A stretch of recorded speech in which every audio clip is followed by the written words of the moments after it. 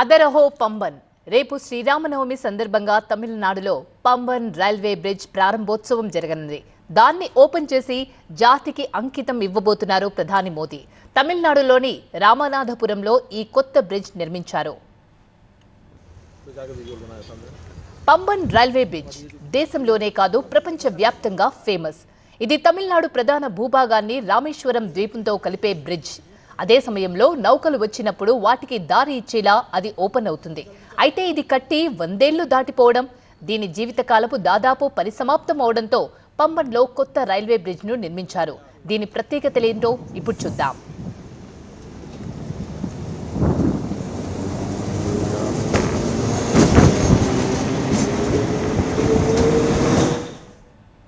పంబన్ పాత railway bridge నౌకలు వచ్చినప్పుడు 2 భాగాలుగా ఓపెన్ అయి ఆ నౌకలకు దారిస్తుంది.